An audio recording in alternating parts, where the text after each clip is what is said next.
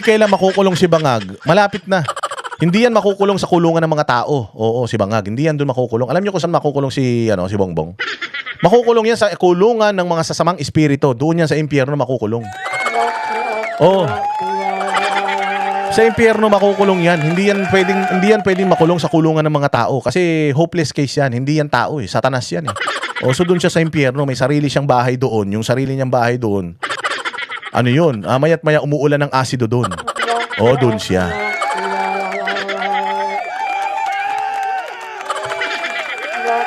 Di ba? Greet mo kami dito sa sa airport.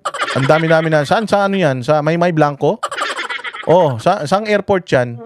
Ay na may bagyo na, namamasyal pa kayo wag ganyan. Baka bumagsak yung eroplano, mahirap 'yan ililibing actually, saan ililibing si Bongbong? Di yan ililibing sa libingan ng mga bayani. Ngayon, yung gobyerno gumagawa ng libingan ng mga magnanakaw. Katabi yun ng libingan ng mga bayani, libingan ng mga magnanakaw. Doon ililibing lahat yan, mga congressman. Mag-aaway-aaway sila. Balita ko nga, ang dami na nagpa-reserva lupa pa lang yun, yung libingan ng mga magnanakaw. Tinatayo pa lang yung nalagyan pa lang mga Bermuda grass. Wala pang naka-reserve. Putang ina yung mga congressman nagpa-reserve na. Reserve mo ko dyan, 5. Reserve mo ko lupa dyan, 6. Libingan ng mga magnanakaw meron. Meron din libingan ng mga bayani.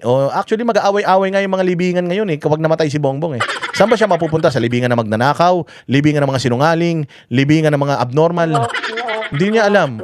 Baka hati-hatiin yan, chapin yan. Yung kamay mapupunta rito, yung paa mapupunta ron. Baka ganun mangyari dyan. Hindi yung pwede sa libingan ng mga bayani yan. Kasi pag nilagay mo si Bongbong sa libingan ng mga bayani, baka pati yung tatay niya tumayo tas tumakbo. Mahihiya yung tatay niya ililibing si Bongbong, di ba, nasa atol na, ilalagay mo sa libingan ng mga bayani. Maniwala kayo, yung mga bangkay doon magsisibangon. Putya, parang Plant vs. Zombies yan. Sasabihin nila, ano ba kayo? Ba't yun, putyang inang yan? Kahit yung tatay niya babangon yun, ano ba naman? Ang tagal-tagal kong pinangarap magpunta rito dahil bayani ako, tas lalagyan nyo lang ako ng Satanas dito. Ganon yun. Libingan ng mga adik, meron din. Gagawan lahat yan. Libingan ng mga adik, kaya yun ang problema, hindi nila alam. Kaya hindi pa pwedeng mamatay si BBM. Kasi pag namatay si BBM, hindi nila alam kung saan ililibing, ha?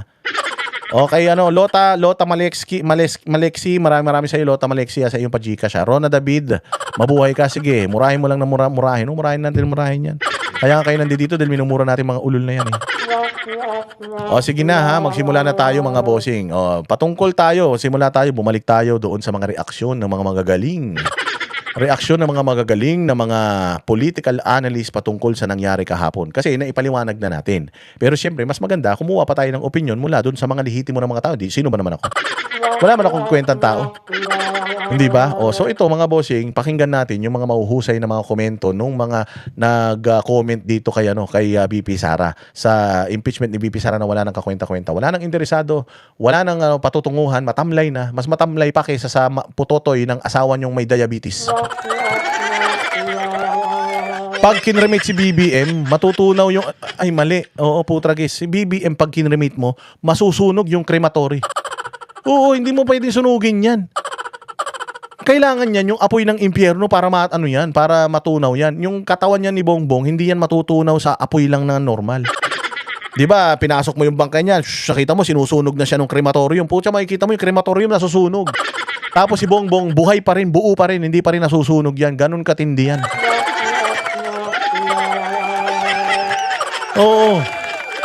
Wala yan, hindi yan pwede ganun. Maniwala ka po, Tragis. Lugi ang negosyo. Pagka yan, tinanggap nyo yung yari kayo dyan.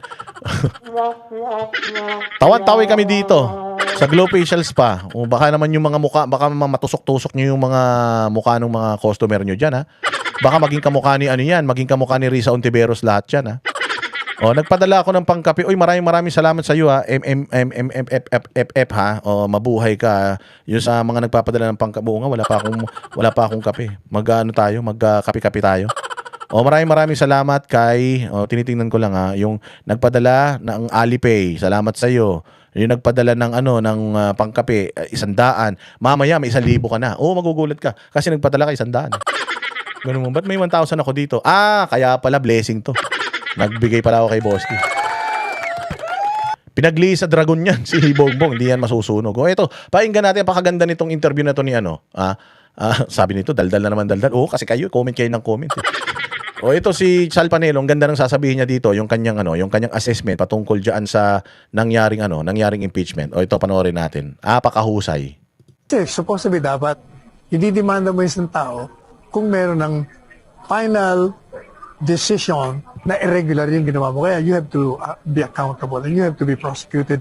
Inamin na nga nilang wala eh. So lahat ng mga tanong, lahat ng mga testigo ipipresenta nila, useless na lahat. They're wasting our time, in other words. Ngayon naman, nabigyan tayo ng pagkakataon para pamilin ang dating Chief Presidential Legal Counsel, si Salvador Panelo. Tanungin natin kung ano ang kanyang assessment sa Day 13 impeachment trial with Vice President Sara. Tama. Ito si Atty. Laging tama. Walang tama sa kanya kundi sarili lang niya. Kaya nga ang sarap pakinggan nito ni Sal Panelo eh. Kasi lahat sa kanya mali. At least ang maganda ron sa ganyang mga tao, makikita mo na ay oo nga no, mali nga. Yung akala mo tama, pero sa kanya mali, maiintindihan mo eh. Bakit mali? Ay oo, tama ka Panelo. Kaya ito si attorney may tama. Kasi lagi siyang may tama ka. I think, First part. Okay. Doon mo na tayo ano mo na assessment? o hindi ba inamin niya na, pati ngayon, yung ngayon din, kasi both witnesses have already admitted na preliminary lang yung findings ng audit, recommendatory. Which means, pag yan ang inamin mo, lahat na ipipresent mo dyan to prove the so-called irregularity, wala, napatay na. Kasi, in other words, you have no basis to sue the Vice President because hindi pa nga final whether, kasi supposedly dapat. Yan pinag-usapan natin yun hindi pa final. Ang COA, ang COA kaya nilang magbaba ng desisyon, pero never na magiging final yung decision ng COA na yun. Appealable po yun. Pwede pong i-appeal yun sa korte at pwede mag-issue ang korte ng TRO. So, ibig sabihin, yung ini-issue nila sa Office of the Vice President, hindi pa po yan tapos. Ongoing pa po yan. Bakit may impeachment na? Saka na magkaroon ng impeachment kapag napatunayan na nagnakaw na. Wala pang napapatunayan na nagnakaw. Even the COA auditor, when you ask him, nagnakaw ba si Inday? Wala po akong ganung sinabi. Meron lang mga mali sa kanilang mga liquidation na pwedeng i-correct. Na hanggang ngayon hindi nakukorek. Bakit? Hindi makukorek yun. Kasi nakita nyo ba yung testigo kahapon, si Wamil? Si Wamil, walang tama sa kanya, para din siyang si Sal Panelo. Lagi lang siya tama. Pagka kinumpronta mo siya, hindi, mali ka pa rin. Kahit tama na yung komprontasyon, hindi, mali ka pa din. Mantakin mo sabihin niya na kahit meron ng Korte Suprema, pwede pa, kailangan mag-restitute pa rin ang Office of the Vice President kahit na meron ng TRO. So ayun ang problema, kasi kapag ipinaliliwanag mo yung sarili mo sa isang tao na sarado ang utak, syempre sarado utak ni Wamil. Kita nyo naman kung gaano kasarado utak ni Wamil, di ba? Kahit nga si Senator, kahit na ang linaw-linaw na sa memorandum circular na ang may pananagutan ay yung head of the agency or mayor. Pero sa kanya hindi, si Inday Sara yan. So ibig sabihin, sarado yung utak niya. Ang hirap magpaliwanag sa saradong utak. Kapag nagpapaliwanag ka sa sarado utak, paano kayo magkakaintindihan? Kailangan nyo ng may mamamagitan. Kailangan nyo ng referee. Ang referee nga dyan, mga korte. Nasa korte na ba itong kaso na ito? Wala pa. So ibig sabihin, hanggat hindi nagdidesisyon ng korte na totoo, may mali sa paggamit ng OVP, kailangan isoli nila yung pera. Hindi pwede magsoli ng pera ang OVP. Pero kapag wala pang desisyon ng korte, meron silang petisyon, wala pang desisyon, o di ibig sabihin, yung mga memo-memo ng COA, hindi yan final and executory. Pinaliwanag na natin yan, paliliwanag natin paulit-ulit para maintindihan nyo na after 14 days ng hearing, putang inang yan, wala pa rin nangyayari. Hanggang ngayon, di pa rin nila mapapatunayan na si Inday Sara nagnakaw sa pera ng taong bayan. Pakinggan nyo si Sal. Ididemanda mo isang tao kung meron ng final decision na irregular yung ginawa mo. Kaya you have to be accountable and you have to be prosecuted. Inamin na nga nilang wala eh. So lahat ng mga tanong, lahat ng mga testigo ipipresenta nila, useless na lahat.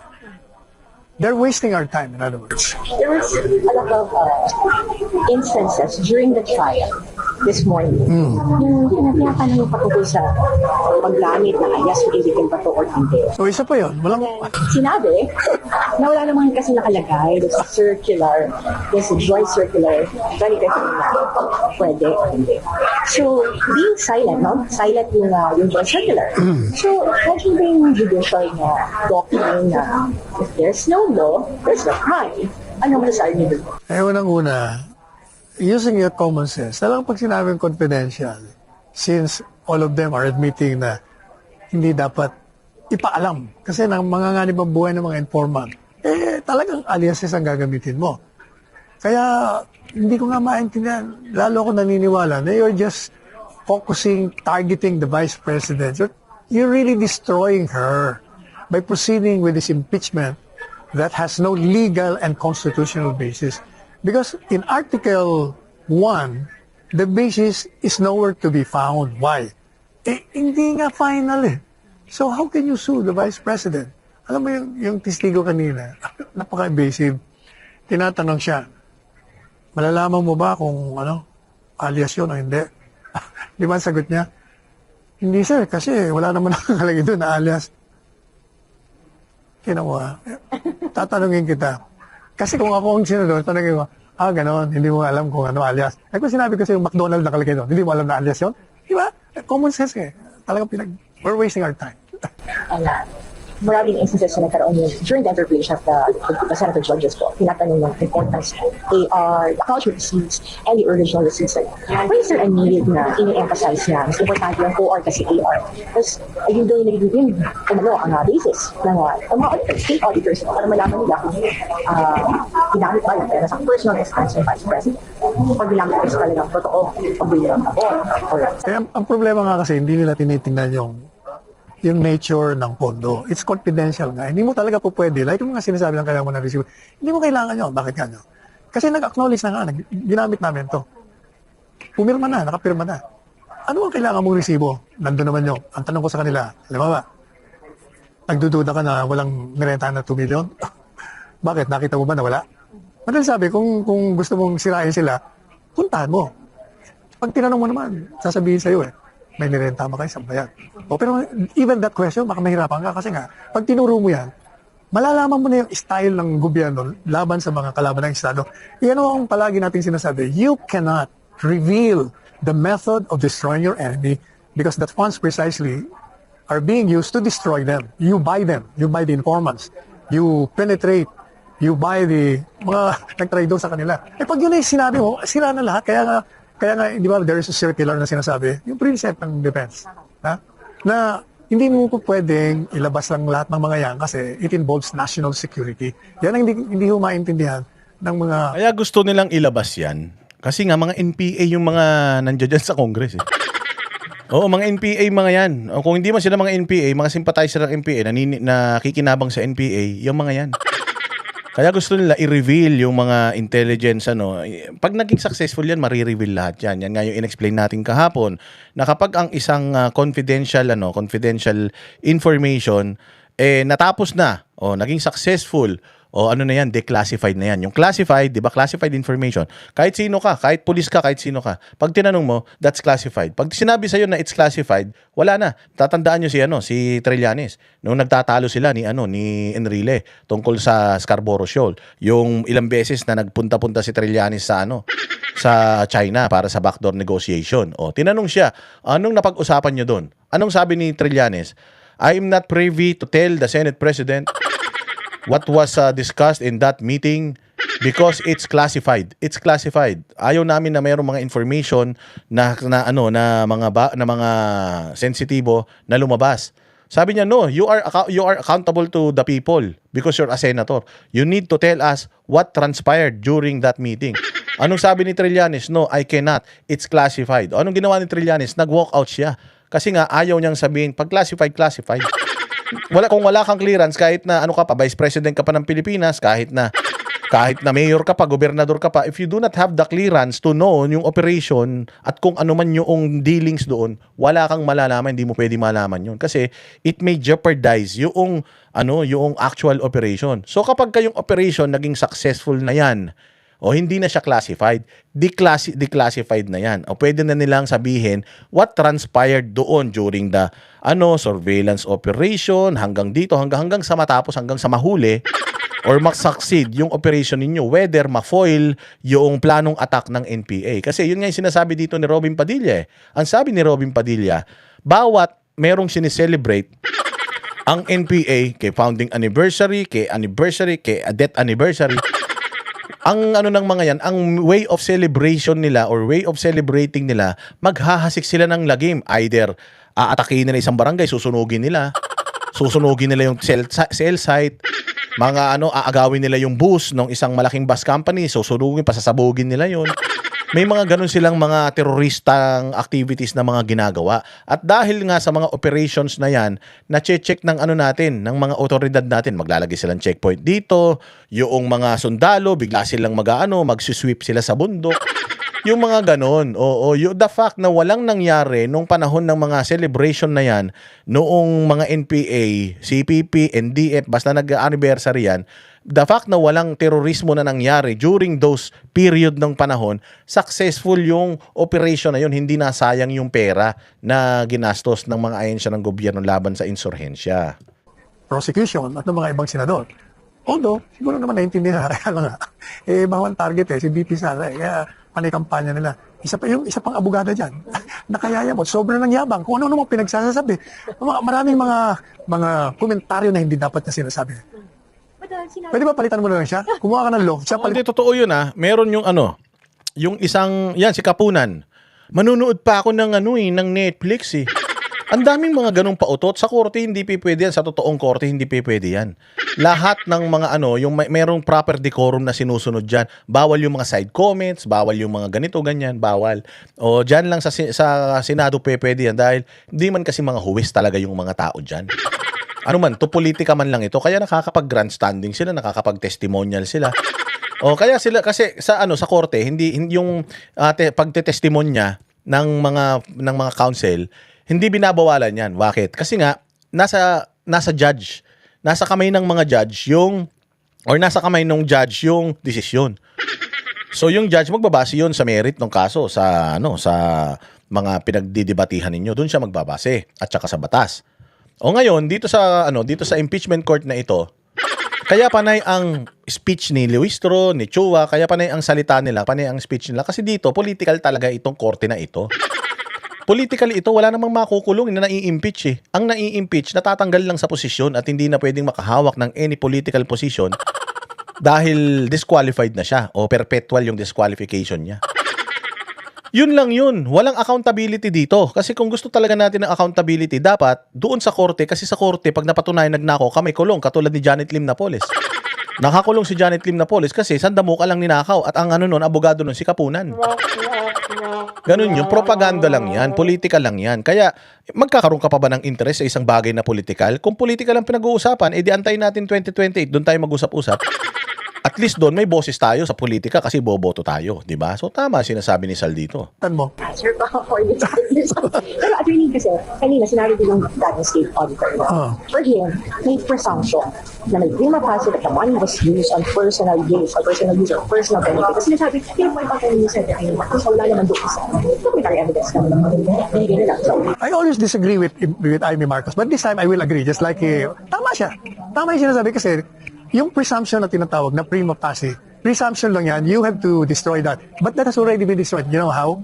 Ano nga yung tinatawag yung unang ADM ba yun? O, kasi tatlo di ba? Yung isa, and then notice of suspension AOM.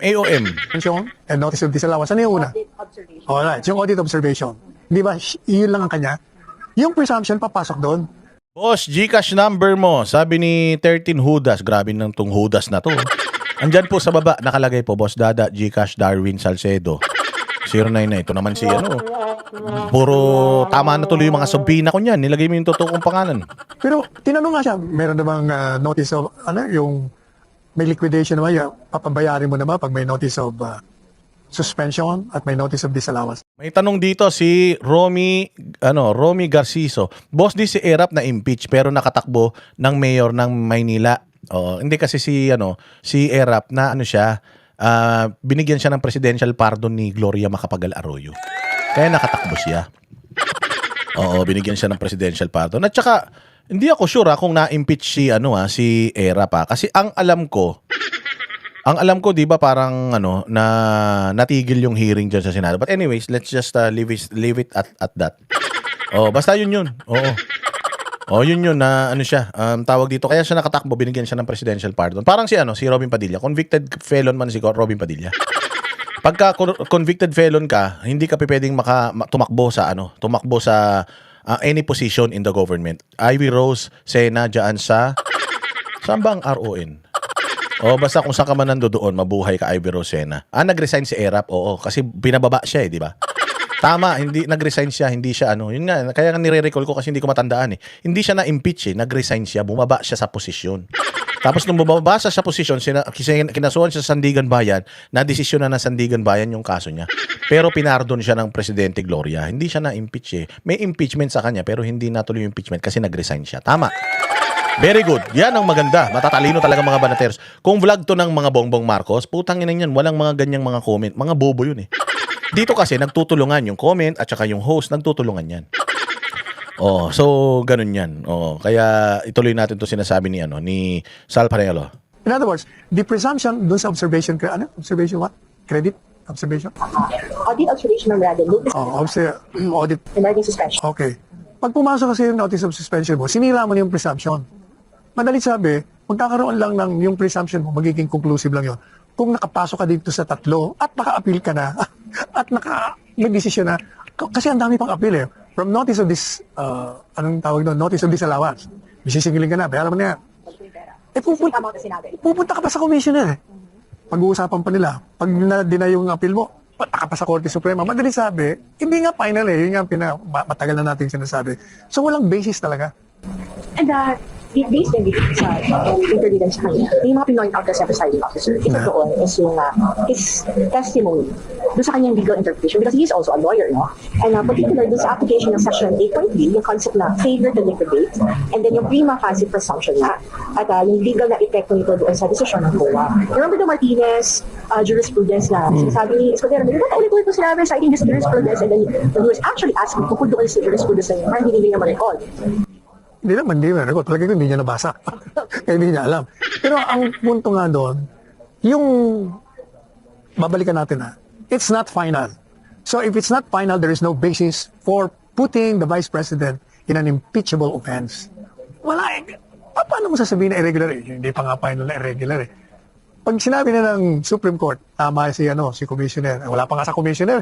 Nandun pa lang siya sa sa mga auditors Yung paliwanag ni Sal Panelo, ganun yung paliwanag natin. Kaya lang mas pinabababaw pa natin yung paliwanag natin para mas maintindihan natin lahat, di ba?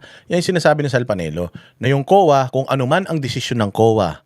Dahil tinan mo ang Office of the Vice President nagli-liquidate. Kaya nga sabi ko, mabuti pa ang Office of the Vice President nagli-liquidate sila. Sinabi nitong ogag na si Wamil, si Binay, hindi daw nila inaudit kasi daw hindi nag-liquidate. So, ibig sabihin, pag hindi na nag-liquidate, hindi nyo na ino-audit, ganyan ba trabaho nyo sa COA? Mga tarantado kayo. So, yun ang problema. Si Inday Sara, dahil malinis ang kanyang konsensya, anong gagawin ng isang taong malinis ang konsensya? Ipipresenta niya yung sarili niya. Papaano? Ililiquidate niya yung pera. Kung ninakaw niya yun, hindi niya ililiquidate yun.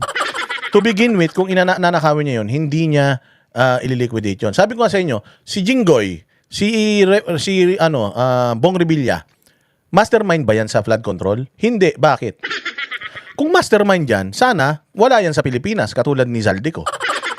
Kung mastermind yan, si Bong Revilla at saka si Jinggoy Estrada, sana katulad sila ni Martin Romualdez na pilit na kumukuha ng travel clearance para makalabas sa Pilipinas, tatakas. Kung talagang kawatan ka, tatakas ka. Sumuko yung dalawa Sumuko si Bong Revilla.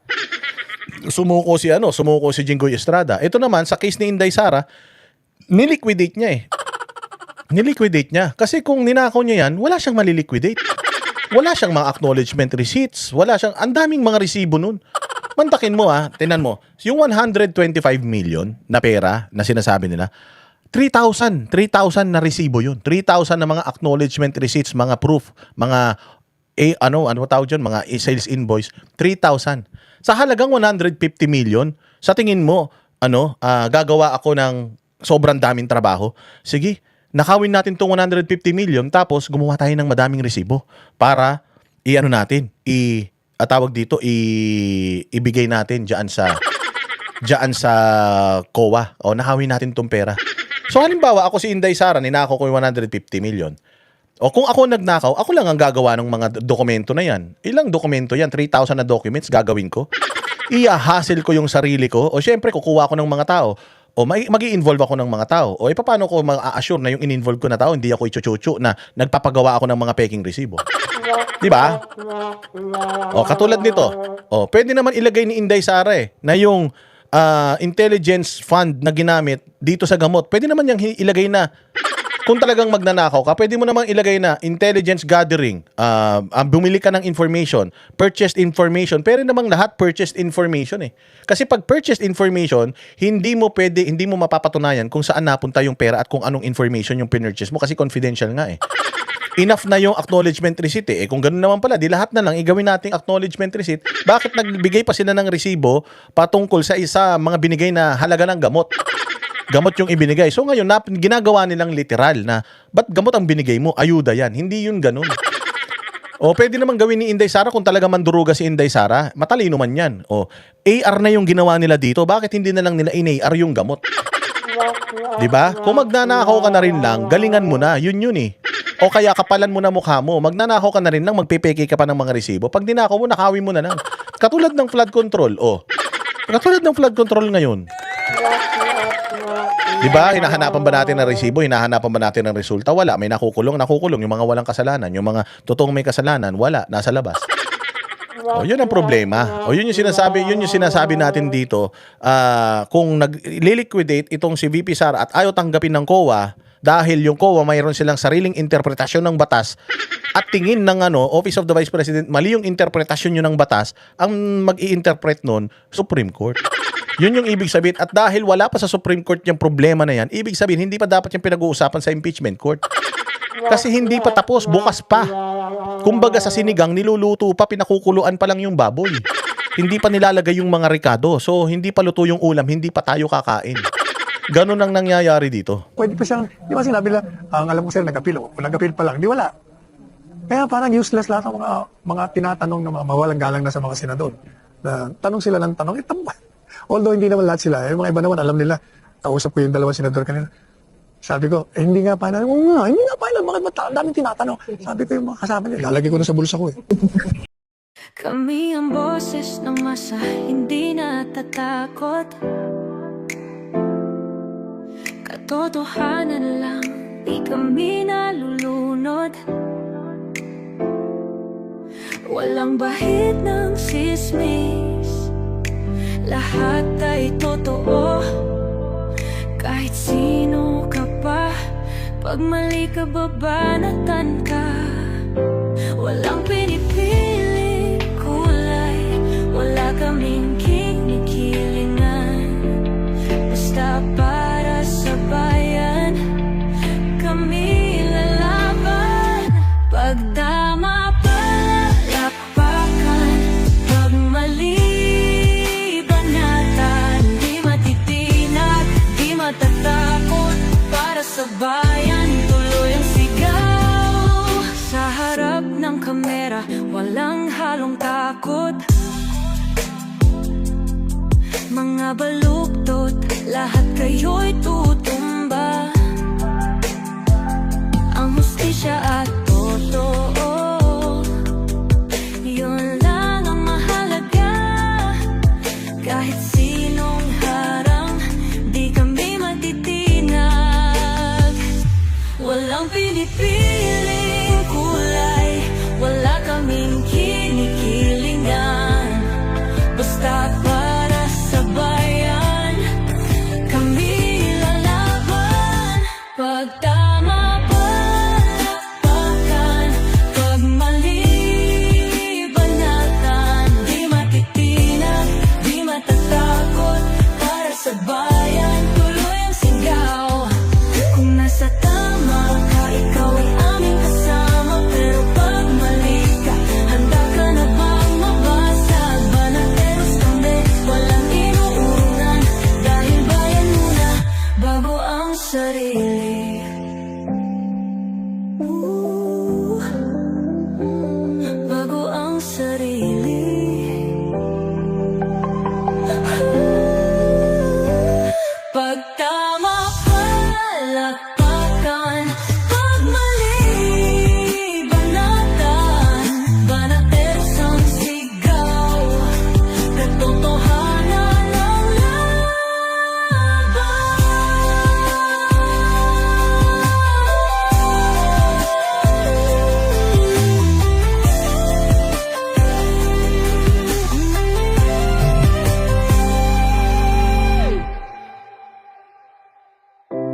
Sa harap ng kamera,